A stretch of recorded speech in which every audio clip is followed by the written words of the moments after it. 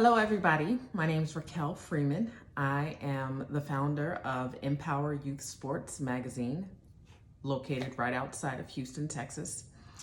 And I'm doing a video, actually a video series, because I started this magazine about 3 years ago in a community where I knew nobody.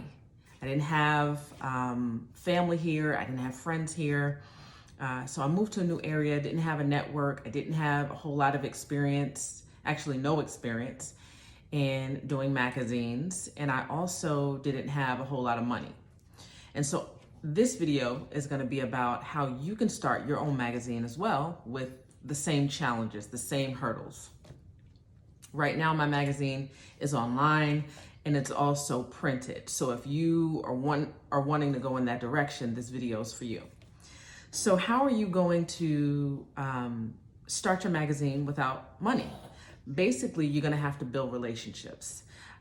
Business owners will support your magazine if, number one, they feel like you're talking to their audience, and number two, if they agree with your message.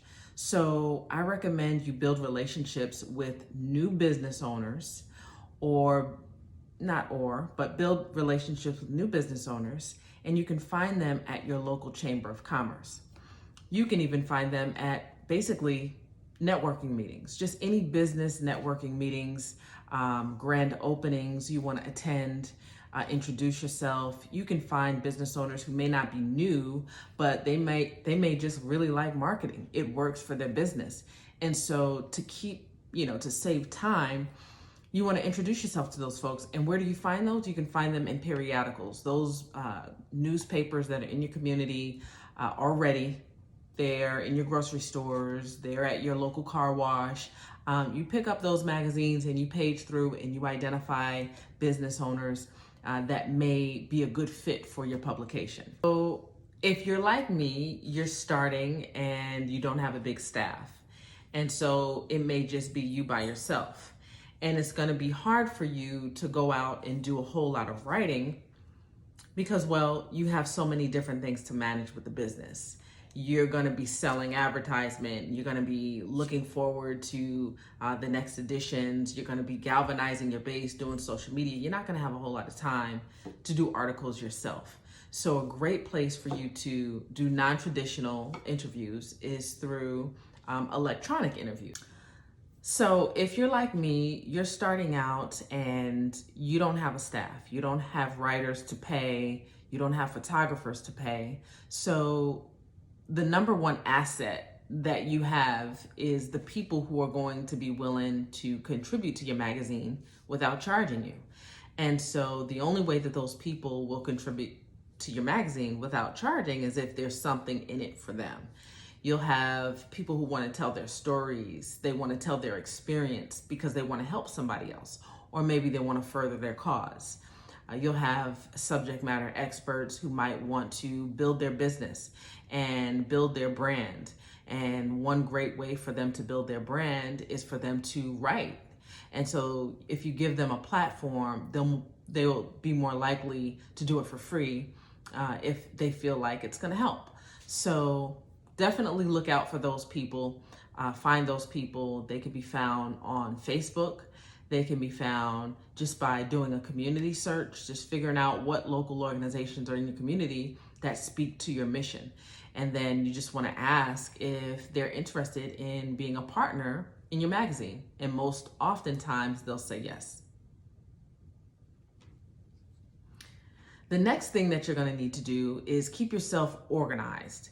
If you're like me, I'm not very good at organization, and you're definitely not going to want to keep things, paper copies of articles and advertisers. I mean, you don't want to, I don't know, everybody's different. For me, I like to organize it electronically because it's neat and it keeps my life a lot less cluttery.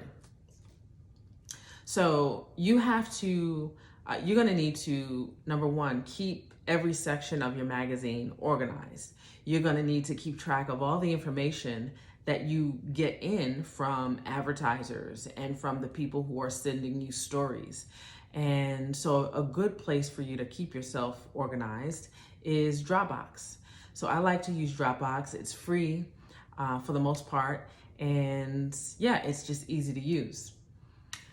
The next place you're going to need to keep yourself organized is when you begin to gather the articles that those who are contributing to your magazines are. Since you're not going to do traditional journalism, meaning going out there, sitting down with people, interviewing them, writing it down, whatever they say, and then coming back home and writing the article, you're going to send them out questions to answer, and then they're going to send it back to you.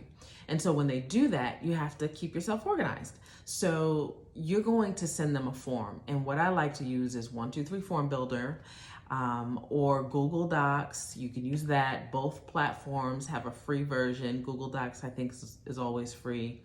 And so you're going to use either of those platforms to just ask your content creators, is what they are. You're going to ask them to just answer some questions that you feel are going to be important perspective to share with your readers. And once you begin to get that back, you can store those in Dropbox. Now, after you have everything stored in Dropbox, you basically have the framework of your magazine put together.